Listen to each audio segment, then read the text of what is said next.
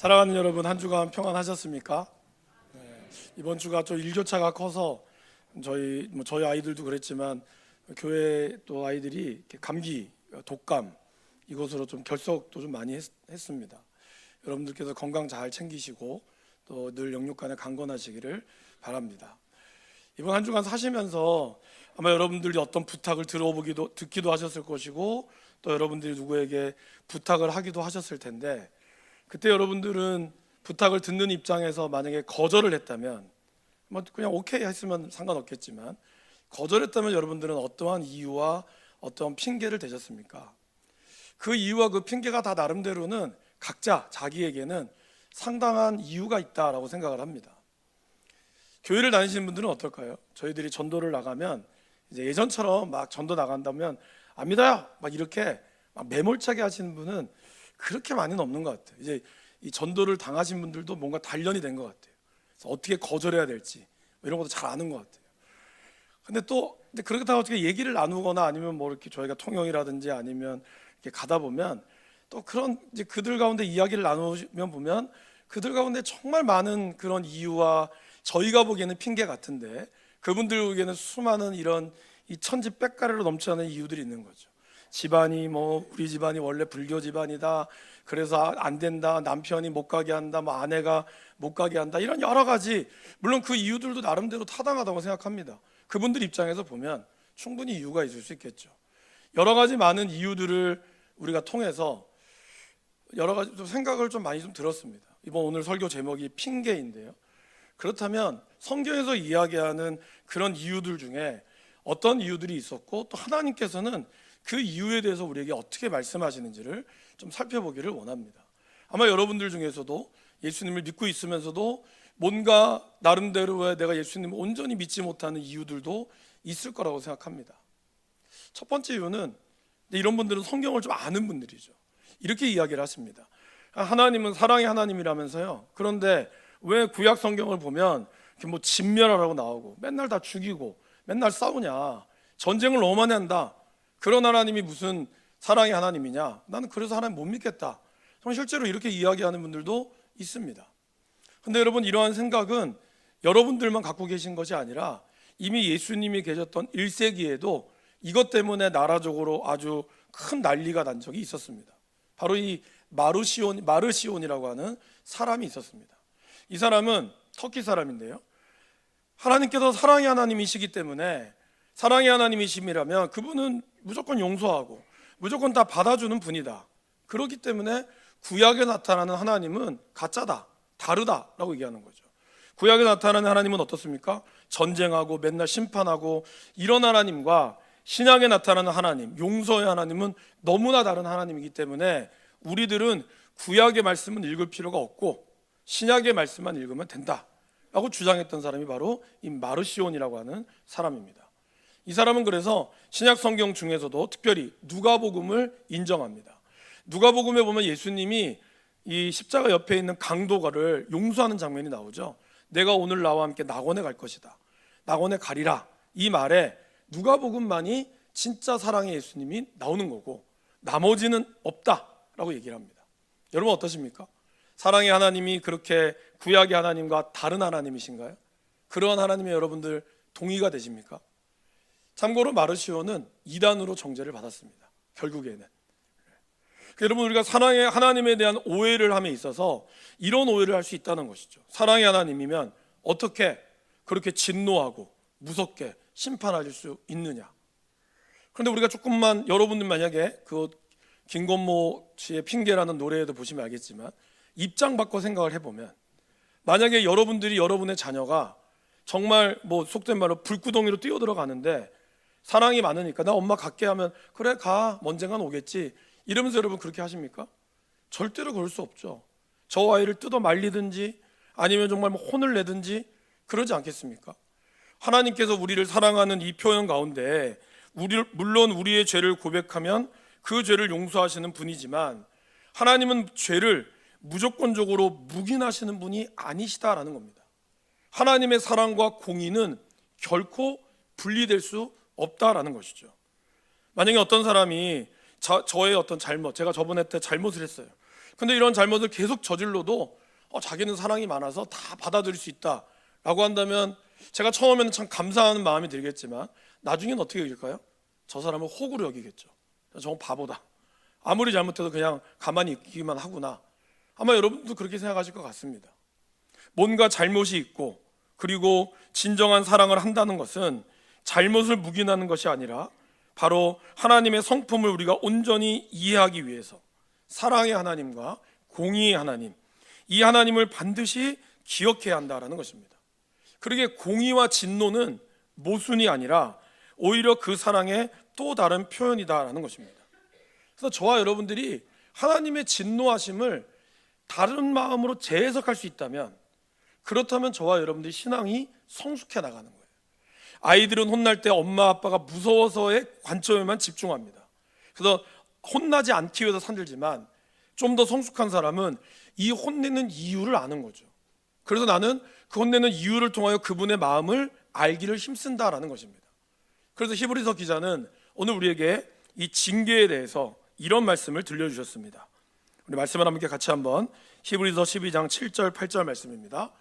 너희가 참음은 징계를 받기 위함이라. 하나님이 아들과 같이 너희를 대우하시나니 어찌 아버지가 징계하지 않는 아들이 있으리요. 징계는 다 받는 것이거늘 너희에게 없으면 사생자요 친아들이 아니니라. 바로 죄에 대해서 침묵하시는 하나님은 사랑의 하나님이 아니십니다라는 겁니다. 오히려 사랑하시기 때문에 우리가 잘못된 길로 갈 때 책망하시고 강하게 훈계하셔서 올바른 길로 인도하시는 분이 하나님이시다라는 것이죠. 그래서 어떠한 신학자는 이런 말을 했습니다.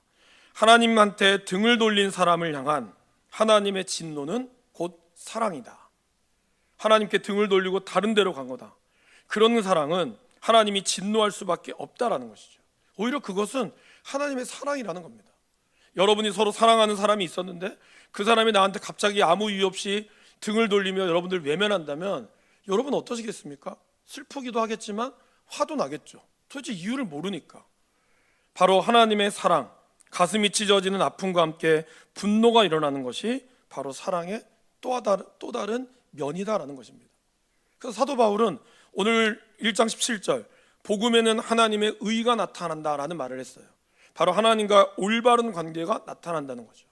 그러면 하나님과의 올바른 관계를 맺기 위해서는 하나님께서 왜 진노하시는지를, 하나님이 도대체 무엇 때문에 진노하시는지를 우리가 알아야 한다라는 겁니다.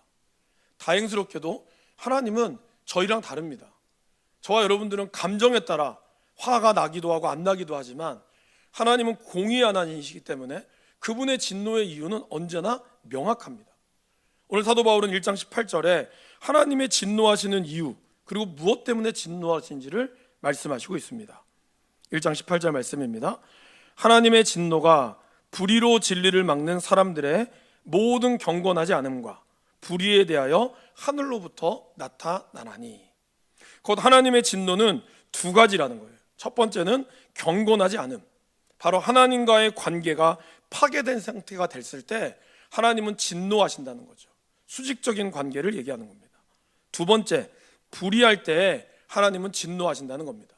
즉 사람과의 관계가 파괴된 상태, 이런 수평적인 차원에서 하나님의 진노가 임한다라고 이야기합니다.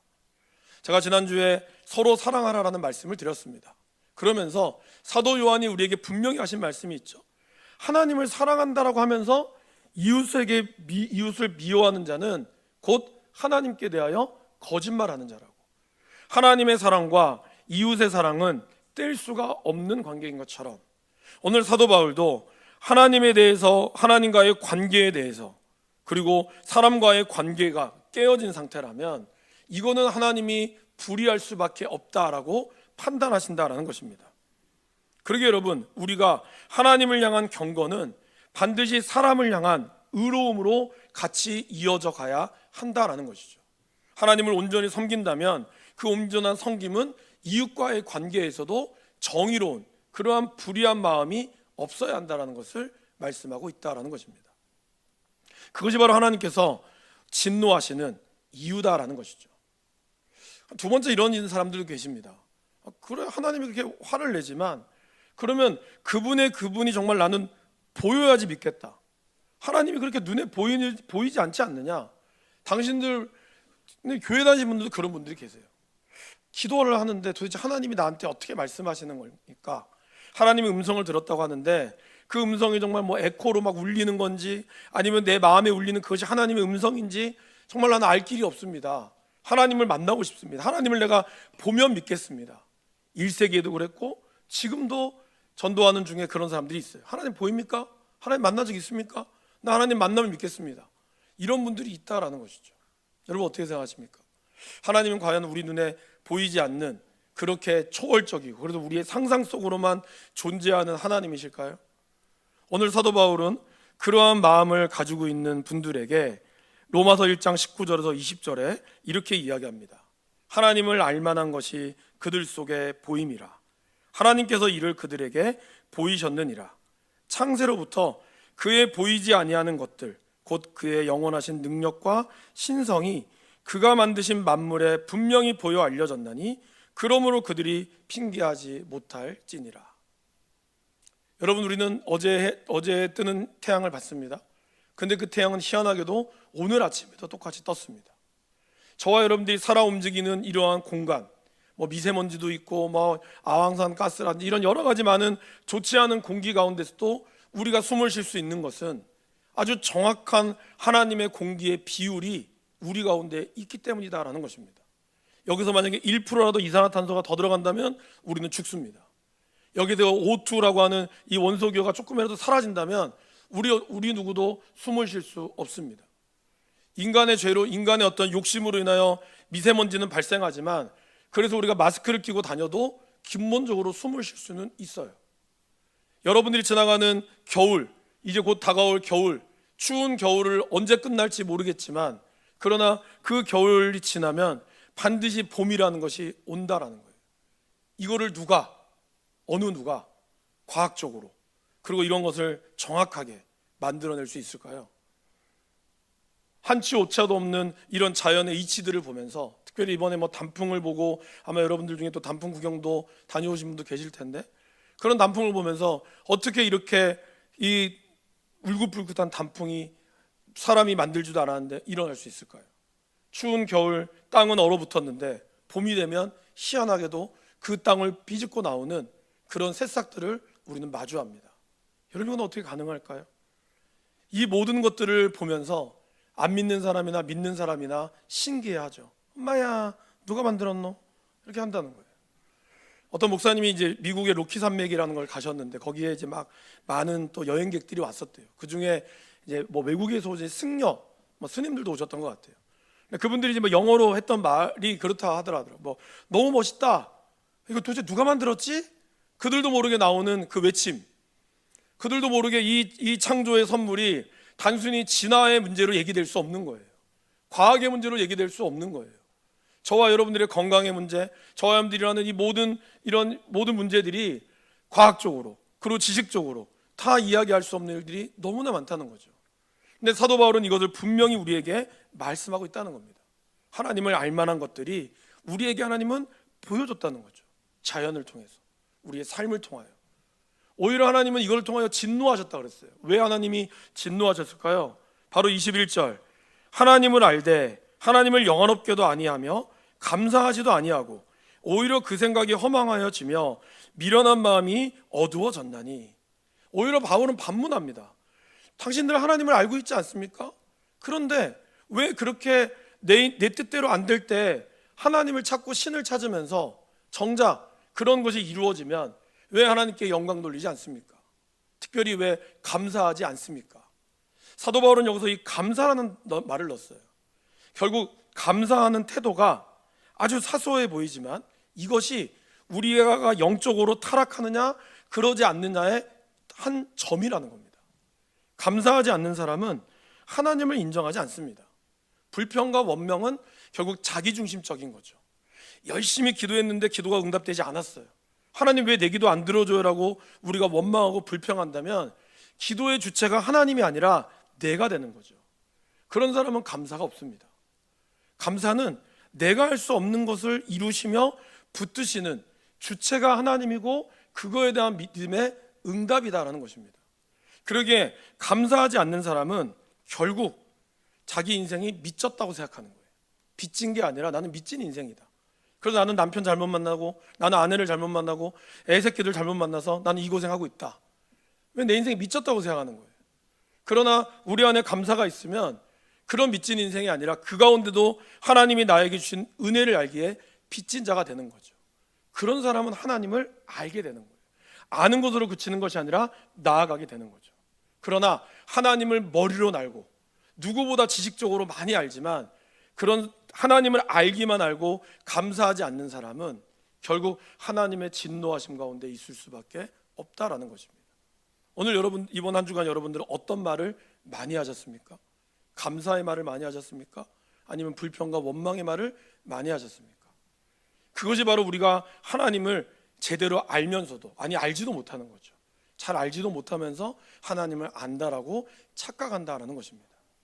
근데 이런 사람들은 여기서 끝나지 않아요. 사실 여기서 끝나고 돌아오면 다행이지만 사도 바울은 이렇게 이야기합니다.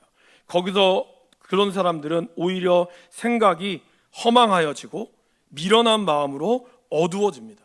그래서 스스로 지혜롭게 여깁니다. 그러면서 자기 스스로 지혜롭게 하지만 실제로는 너무나 어두워지는, 너무나 어리석은 사람이 되는 거죠. 그러면서 그들은 썩어지지 아니하는 하나님의 영광을 썩어질 사람과 바꾸게 된다라는 겁니다. 여러분, 이 시대에 무신론자가 존재할까요? 무신론자는 없습니다. 단지 하나님을 믿지 않고 다른 거를 믿을 때문이에요. 무신론자 말 들어보세요. 그러면 그 사람이 이렇게 얘기합니다. 나는 하나님 안 믿습니다. 나는 신을 안 믿습니다. 나는 돈을 믿습니다. 나는 내 힘을 믿습니다. 결국 그 사람도 무신론자가 아니라는 거예요. 사람은 무엇인가를 의지할 수밖에 없는 존재이거든요. 그것이 사람일 수도 있고 아니면 동물일 수도 있고 아니면 다른 어떤 것이 될 수도 있는 거죠. 여러분, 자기 혼자 결혼 안 하고 자기 혼자 사신다는 분, 잘못된 건 아닙니다. 근데 그분도 그분의 외로움을 어찌할 수 없기에 반려묘라든지 반려견을 키우고 있지 않습니까? 뭐 잘못된 건 아닙니다. 그러니까 뭔가 우리는 무엇인가를 의지하며 나아간다라는 것이죠. 그래서 그런 사람들은 오늘 말씀에 나오는 것처럼 썩어질 사람과 새와 짐승과 기어다니는 동물 모양의 우상으로 바꿨다라는 것입니다. 과학이 발달하고 이성이 발달하고 있습니다. 그런데 저는 사실 20대, 정말 10대, 20대 간절히 기도하면서 그런 이 점집들이나 이런 것들이 막 무너지는 것을 보면서 더 이상 이런 것은 존재하지 않는다고 생각했어요. 근데 여전히 서울에 가면은 이 도남동과 미아리 고리를 넘어가는 길이 있거든요. 거기를 우리가 아리랑 고개라고 합니다. 그 아리랑 고개 이 언덕 밑에 뭐가 있는지 아세요? 점집이 있어요. 굉장히 많은 점집이 여전히 즐비하게 있습니다. 그리고 거기 딱 넘어가면 바로 이어지는 게 뭔지 아십니까? 여러분 한 번쯤은 들어보셨을 만한 미아리 텍사스촌이 거기 존재하는 겁니다. 희한하죠. 점집과 이런 창녀집이 같이 존재해요. 이제 여기는 미아리 텍사스촌은 재개발로 이제 곧 무너지게 됩니다. 여기는 아직도 존재하고 있어요. 왜 이렇게 21세기를 살아가면서도 JMS나 그리고 이재록 그리고 문선명 같은 그리고 이만희 같은 이런 사람들을 추앙하는 사람들이 있을까요? 그분들의 학력을 가만히 보시면 물론 정말 어렵고 힘든 사람도 있지만 그러나 의사, 판검사 여러분들이 그렇게 똑똑하다고 여겨지는 그런 사람들도 엄청나게 많다는 겁니다. 도대체 그들은 무엇 때문에 그런 신도 아닌 사람에게 그들의 인생을 바치고 나아가게 될까요? 이단을 연구하는 사람들을 보면 그 부신을 이렇게 얘기합니다. 바로 사람들의 그 심리, 탐심과 그 우상, 이거를 그런 두려움들을 아주 잘 이야기하고 있다라는 거예요. 성북동이 부자 동네죠, 여러분 아시죠? 거기 뭐 농심가도 있고 삼성가도 있고 거기 다 그 있습니다. 막 200평, 300평 집이 있어요. 그 바로 밑에 뭐가 있는지 아세요? 길상사라고 하는 절이 있습니다. 네. 희한하죠. 사람들은 자기의 이식과 자기의 것들을 의지하지만 결국 그 앞에는 또 다른 미신들을 의지하며 나아가게 된다라는 거예요. 21세기가 되고 앞으로 과학이 지배한 세계가 돼도 점집은 없어지지 않을 겁니다. 무속신앙은 또 다른 걸 통해서 나온다는 것이죠. 안타깝게도 지난주도 말씀드렸지만 약 우리나라에도 20% 정도도 교회를 다니면서 점집을 들락날락하는 사람들이 있다라는 거예요. 통계적으로. 그리고 그것을 가지고 전혀 문제가 되지 않는다라고 생각한 사람이 반이나 넘는다는 거예요. 마치 하나님을 살아 있으면서도 그들은 하나님이 보여주면 믿겠다라고 이야기하면서도 정작 다른 것을 보면서 믿고 있는 이런 모순을 맞이하게 된다라는 것입니다. 여러분, 이런 것으로 하나님 진노하시는 거죠. 근데 마지막으로 이런 분도 계십니다. 좋아요, 하나님 살아계시고 이거 믿습니다. 그리고 뭐 하나님이 진노하신 것도 믿습니다. 그런데 왜 지금 세상이 이 모양입니까? 하나님이 살아계신다면, 하나님이 진노하신다면 그렇게 불의한 인간들 다 싹 쓸어버려야 되는 거 아닙니까? 저는 사실 이 마음이 있었어요. 제가 10대, 20대 때 제 친구들이 교회 안 가고 막 옆에 노래방 놀러 가고 이러면 제가 간절히 기도했습니다. 저 노래방 기계가 박살나게 해주셔서 저 인간들이 하나님 앞에 다 돌아오게 해달라고. 하나님 무서워서. 박살이 안 되더라고요. 그래서 따졌어요. 하나님 왜 박살 안 내주셨냐고. 대답이 없으세요. 지금도 대답이 없으세요. 아니, 지금은 이제 그 뜻을 알죠. 여러분, 구약에 보면은 소돔과 고모라 성이 어떻게 됐습니까? 무너졌어요. 완전히 무너지고 불과 유황기둥으로 무너졌어요. 그리고 노아 홍수로 어떻게 됐죠? 이 지구가 물로 잠겼습니다. 우리는 그런 사건을 알고 있어요. 그러면 하나님, 지금도 정말 우리가 흔히 얘기하는 말세라고 하는데 이런 세상을 가만히 지켜보고 계십니까? 정말 예수 믿는 사람들은 그래도 열심히 예수 믿고 열심히 일하는 사람은 잘 살아야 되는 거 아닙니까? 그런데 오히려 예수 안 믿는 사람들보다 예수 믿는 자의 삶이 더 힘들어질 때가 많아요. 로마 시대 때는 오히려 예수 믿는다는 이유로 이 원형 경기장에서 죽음을 맞이해야 됐고, 그들은 숨어서 예배를 드려야 했어요. 지금처럼 이렇게 예배 드릴 수가 없는 거죠. 마치 죄인처럼 그러한 삶을 살면서 오 주여 언제 오시나이까, 마라나타, 오 주여 어서 오시옵소서. 그들은 그걸 간절히 외쳤다는 거예요. 아마 지금의 시대에도 교회를 안 나가신다는 분들은 그런 얘기를 할 겁니다. 하나님이 있다면 왜 세상이 왜 돈만 왜 잘 먹고 잘 사냐? 당신들은 교회 다니면서도 왜 이렇게 어렵게 사냐? 당신은 뭐냐? 하나님 살아계시면 얘기해봐라. 그렇게 이야기할 수 있다라는 것이죠. 아마 여러분들 중에도 그런 마음을 가지는 분도 계실 거라고 생각합니다. 전 잘못됐다고 보진 않아요. 그만큼 우리의 마음이 그럴 수 있다라는 겁니다. 그런데 우리가 조금 더 생각해 보면 사실 하나님의 심판에는 여러 가지 종류가 있다라는 것이죠. 근데 여러분, 사실 가장 무서운 심판은 뭘까요? 저는 개인적으로 이제 성경에 나오는 가장 무서운 심판은 예수님이 가룟 유다에게 했던 말씀과 그리고 오늘 이 말씀이라고 생각해요. 예수님이 가룟 유다에게 이런 말씀했죠. 네가 차라리 태어나지 않았으면 좋았을 것을. 그 다음에 또 하나는 오늘 이 말씀이에요. 24절에 보시면 그들을 마음의 정욕대로 더러움에 내버려 두사. 즉 유기라는 거죠. 네 하고 싶은 대로 해라. 마음대로 해라. 여러분의 자녀에게 이런 얘기를 과연 하실 수 있을까요? 만약에 정말 내가 이런 얘기를 했다면, 아니면 정말 내가 사랑하는 사람과 이런 얘기까지 나갔다면 이거는 뭘까요? 이거는 정말 마지막까지 간 거죠. 만약에 하나님이 우리에게 내버려 두셨다라고 이야기하셨다는 것은 그분이 살아계시지 않는 것이 아니라 바로 그분의 진노가 정말 그의 마음이 너무나 아팠다라는 겁니다. 그러면 마음대로 했을 때 그 사람들이 그 마음대로 한 그들의 사람의 결과가 좋으면 나았겠지만 사도 바울은 이렇게 이야기합니다. 그들의 몸을 서로 욕되게 하셨으니 이는 그들이 하나님의 진리를 거짓 것으로 바꾸어 피조물을 조물주보다 더 경배했다라고 얘기합니다. 타락은 뭘까요? 타락은 내가 진짜 섬겨야 할 대상을 가짜와 바꿀 때 시작이 되는 거예요. 아담과 하와가 먹을 수 있는 엄청나게 많은, 정말 천지백가리로 있는 수많은 나무 열매를 마다하고 먹지 말라고 하는 단 한 후의 나무와 수만 가지의 나무를 바꿨을 때 타락이 시작된 겁니다.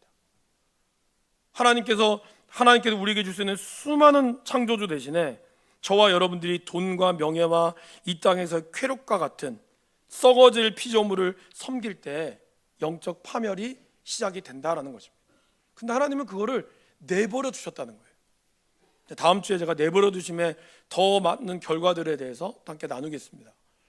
근데 그런 내버려 둠으로 인하여 하나님은 그분의 진노를 표현하고 있다라는 것이죠. 집에 들어가면 딱 집에 퇴근하고 집에 딱 들어갔을 때 집안의 공기가 뭔가 달라요. 집안이 뭔가 조용해요. 아무 일도 일어나지 않았는데 집안이 왠지 그런 싸한 느낌이 있죠. 싸늘하다. 가슴에 비수가 꽂힌다. 근데 뭘까요? 이유를 물어봐도 아무도 대답하지 않아. 이것만큼 무서운 게 없죠. 차라리 뭐 소리 지르고 잘못했잖아 하면 나을 텐데 아무 말을 하지 않아요. 이 내버려 두심의 심판, 아마 집안에서 느껴보신 분도 계실 겁니다. 저는 안 느꼈습니다. 저희 집은 화목하기 때문에. 네. 그러니까 그런 것들 있잖아요, 여러분. 하나님의 내버려 두심이 단순한 내버려 두심이 아니라 그분의 분노라는 거죠. 뭐에 대한 분노일까요? 여러분에 대한 분노라기보단 죄 가운데 넘어질 수밖에 없는 그 안타까운 분노, 그리고 그러나 죄를 하나님이 곧 죄 가운데 우리를 이기기를 원하지만 또 넘어지는 그런 거에 대한 분노, 그럼에도 불구하고 찾지 않는 마음에 대한 분노가 있다는 거예요. 사도 바울은 이렇게 이야기하면서 25절에 갑자기 그 분노에 대한 우리의 역할, 우리가 뭘 해야 될지를 이야기합니다. 주는 곧 영원히 찬송할 이시로다. 뭘까요, 여러분? 바로 영원히 변치 않는 주님을 찬양하는 것. 이것이 바로 우리가 하나님의 진노로부터, 그리고 하나님의 의로부터 해방될 수 있는, 해결할 수 있는 유일한 길이라는 거예요. 썩지 아니하는 것을 의지하는 것이 아니라 영원히 변치 않으시는 하나님을 예배하는 길만이 우리가 살 길이라는 것을 하나님은 우리에게 이야기하고 있다라는 것입니다. 이제 여러분에게 여쭙겠습니다. 혹시 내가 하나님 없이도 내 힘으로 잘 살 수 있다고 생각하는 분이 계십니까? 아니면 하나님이 필요하긴 한데 그냥 내 인생을 조금 어려울 때 돕는 내비게이션 정도? 길을 모를 때 길을 찾는 것처럼 그런 정도로 여러분들은 하나님을 생각하고 계시지 않으십니까? 아니면 하나님은 하나님, 내 인생은 내 것, 그래서 너가 주일은 열심히 교회 다니지만 월요일부터 토요일까지는 내 거니까 돈 터치, 건드리지 마세요, 이렇게 생각하는 분이 계십니까? 그러면서 그렇게 삶을 살아왔던 여러분의 삶이 아무런 문제가 없이 잘 살아오셨습니까? 근데 만약에 그렇게 살아온 인생, 나만 최고인 줄 알고 살아왔던 인생에 갑자기 모르는 불안함과 두려움이 엄습해 오고 있다면, 그리고 그 마음에 채워지지 않는 뭔가 공허함, 큰 소리치고 살지만 그 안에는 공허한 외침, 이제는 내 소리를 귀 기울이지 않는 그런 사람들의 공허함이 여러분들 가운데 있다면 이것은 바로 우리의 삶에 하나님이 없다라고 하는 증거라는 거예요. 그러기에 우리는 하나님께로 나아가야 한다는 겁니다. 여러분의 모습 그대로 나아가면 됩니다. 뭐 다 꾸밀 필요도 없어요. 있는 모습 그대로, 나의 연약한 그대로 나아갈 때 오직 그분만을 예배하는 삶이 될 때, 그럴 때 비로소 우리 안에 채워지는 하나님의 은혜를 경험하게 된다라는 것입니다. 그런 복된 인생을 여러분들이 예수님을 맞으시고 오직 그분만을 예배하는 그러한 삶을 사시기를 간절히 축원합니다.